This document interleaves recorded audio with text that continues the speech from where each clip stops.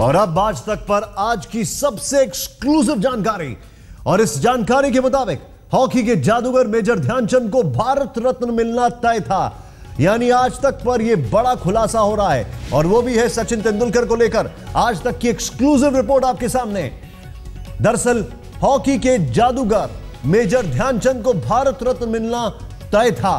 PM ने उनके नाम पर सहमति जताई थी, लेकिन ऐन वक्त पर सचिन तेंदुलकर को भारत रत्न देने का फैसला किया गया। ऐन वक्त पर सचिन को भारत रत्न देने का फैसला किया गया। क्या यह फैसला राजनीति से प्रेरित था? बड़ा सवाल।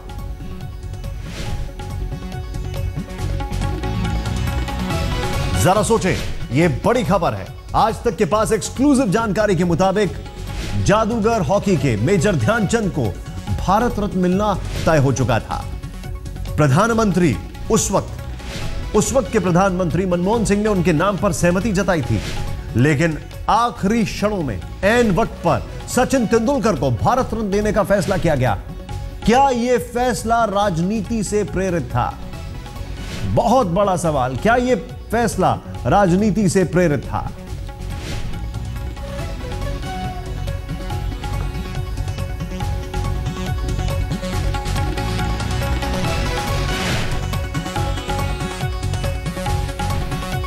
जब हॉकी के जादूगर मेजर ध्यानचंद का नाम तय हो चुका था,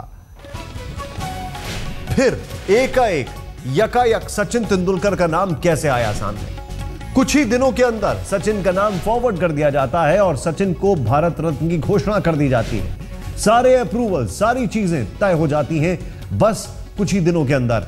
जबकि बड़ी लंबी कवायद से मेजर ध्यानचंद का नाम आगे चल रहा था। काफी दिनों से यह कोशिश चल रही थी कि भारत रत्न खेल में भी दिया जाए, जो खिलाड़ी हैं उनको भी दिया जाए, और ऐसे में सबसे पहला नाम मेजर ध्यानचंद का था।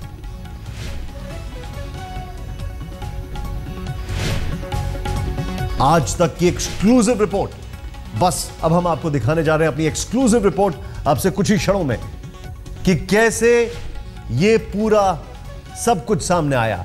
कैसे हॉकी के जादूगर मेजर ध्यानचंद का नाम आगे था, कैसे ऐन वक्त में सचिन तेंदुलकर के नाम पर मोहर लगी, कैसे तब के प्रधानमंत्री मनमोहन सिंह ने भी सहमति जता दी थी मेजर ध्यानचंद के नाम पर, और ऐन वक्त पर सचिन तेंदुलकर के नाम पर मोहर लग जाती।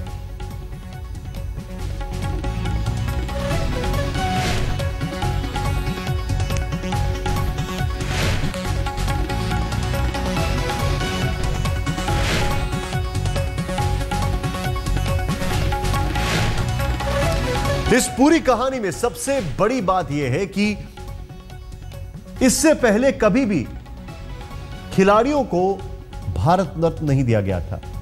यह पहली बार था जब किसी खिलाड़ी को भारत रत्न दिया जा रहा था, और यह पहली बार था, इसीलिए पहला नाम जो सबसे ऊपर था सूची में वो था मेजर ध्यानचंद का।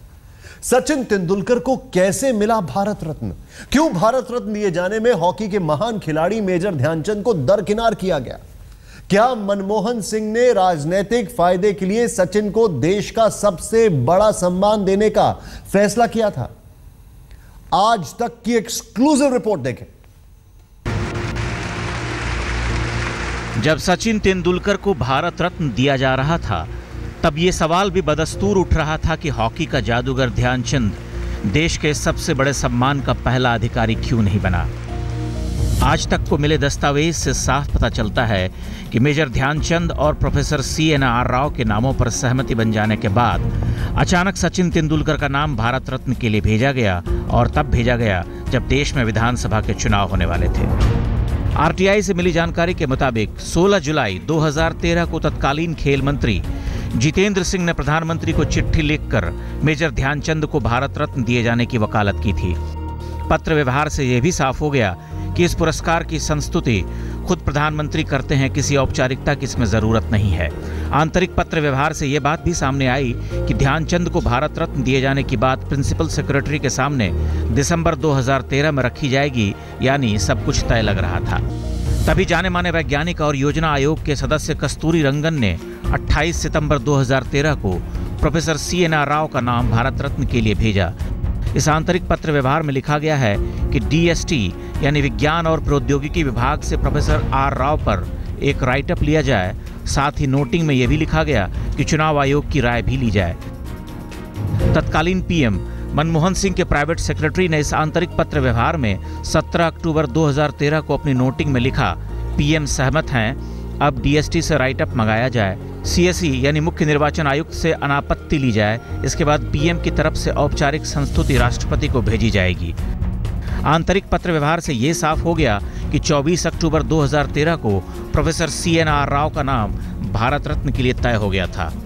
14 नवंबर 2013 को PMO में डायरेक्टर राजीव टोपनो के हस्ताक्षर वाले एक आंतरिक पत्र व्यवहार में यह लिखा गया कि प्रोफेसर CNR राव का बायोडेटा मिल गया है। साथ ही इसमें चौंकाने वाला एक और नाम भारत रत्न की रेस में आता हुआ दिखा। इस आंतरिक पत्र व्यवहार में लिखा गया है, इसके अतिरिक्त जैसा कि मांगा गया था, सांसद सचिन तेंदुलकर पर राइटअप और बायोडेटा खेल मंत्रालय से प्राप्त कर लिया गया है।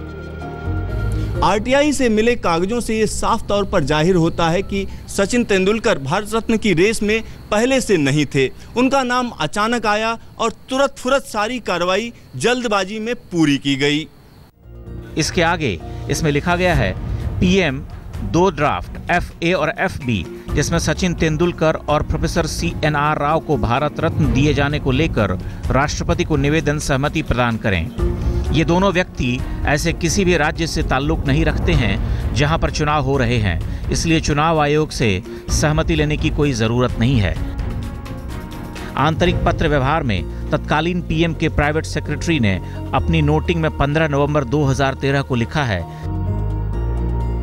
अत्यधिक सावधानी बरतते हुए मैंने चुनाव आयोग से इस मसले पर बातचीत की है। मुख्य चुनाव आयुक्त ने अपने साथियों से बातचीत करने के बाद भरोसा दिया है कि उनकी तरफ से कोई आपत्ति नहीं है। इसके बाद 16 नवंबर को आंतरिक पत्र व्यवहार पर अपनी नोटिंग में प्राइवेट सेक्रेटरी ने लिखा कि PM को चुनाव आयोग वाले मसले की जानकारी दे दी गई है। उन्होंने राष्ट्रपति को लिखे 2 पत्रों को अपनी मंजूरी दी है। यानी सचिन तेंदुलकर को भारत रत्न दिए जाने का फैसला अचानक लिया गया। सवाल उठता है कि आखिर किसके दबाव में सचिन को देश का सबसे बड़ा सम्मान दिया गया और मेजर ध्यानचंद को दरकिनार कर उन्हें सम्मान देने की जल्दबाजी क्यों की गई? मनमोहन सिंह पर हमेशा ही ये आरोप लगता रहा कि वो रिमोट कंट्रोल से चलने वाले PM हैं, लेकिन सचिन को भारत रत्न दिए जाने के मामले में रिमोट कंट्रोल किसके हाथ में था, ये सोचने वाली बात है। कैमरामैन अजय कुमार के साथ सिद्धार्थ, दिल्ली, आज तक। आज तक को मिले एक्सक्लूसिव दस्तावेजों के मुताबिक मेजर ध्यानचंद के नाम पर सहमति तक बन गई थी। आनन फानन में सचिन तेंदुलकर के नाम पर मोहर लगी। हॉकी के पूर्व खिलाड़ी जो हैं, उन्होंने इस पर अफसोस जाहिर किया। उनका यह कहना है कि हॉकी के एक महान खिलाड़ी के साथ यह अन्याय है।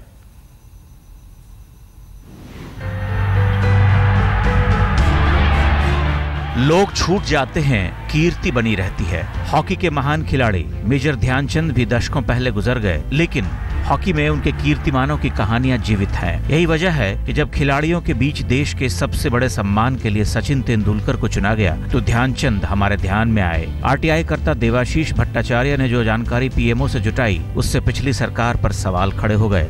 अब सरकार तो जा चुकी है, सवाल जिंदा है और जवाब माकूल नहीं है। जहाँ तक मेरा विचार है, दोनों में कोई तुलना नहीं करनी चाहिए। दोनों का अपना एक अलग अलग स्तर है, अलग अलग मुकाम है और उनकी तुलना करना उचित नहीं है। मेजर ध्यानचंद का एक अलग मुकाम है, बहुत ऊंचा मुकाम। उनके नाम पे भारत सरकार ने जो है पुरस्कार घोषित किए। मेजर ध्यानचंद अवार्ड भारत सरकार का होता है, सचिन तेंदुलकर के नाम पे तो कोई अवार्ड नहीं। कांग्रेस से इस बात का जवाब देते नहीं बना कि ध्यानचंद पर सहमति बन जाने के बाद अचानक सचिन कैसे अवतरित हुए। लेकिन खेल की दुनिया के लोग, खासकर पुराने हॉकी खिलाड़ी, मानते हैं कि मेजर ध्यानचंद भारत रत्न के पहले अधिकारी थे। वह सरकार जिसको कि एक अधिकारी तौर पर, सरकारी तौर पर ध्यानचंद जी को वो अवार्ड दे देना चाहिए था और मिलना चाहिए था। उनके उसके सबसे बड़े और काबिल इंसानों में और जो उनके योगदान था खेलों के द्वारा देश के प्रति, वो उन्होंने निभाया। लेकिन कहीं ना कहीं पिछली सरकार ने गलती करी। ध्यानचंद जी को भारत रत्न पहले ही मिलना चाहिए था, क्योंकि इंडिया के सबसे बड़े प्लेयर ध्यानचंद जी हुए हैं, क्योंकि इन्होंने भारत को उस टाइम रिकॉग्नाइजेशन दिलवाई थी जब भारत गुलाम। खिलाड़ियों का यह भी कहना है कि ध्यानचंद ने अपनी खेल प्रतिभा से तब भारत को शोहरत दिलाई थी जब खेल के नक्शे पर भारत एक बिंदु की तरह दिखता था। ध्यानचंद जिंदा नहीं है, एक नाम है, एक उनकी हवा है, एक फिज़ा है।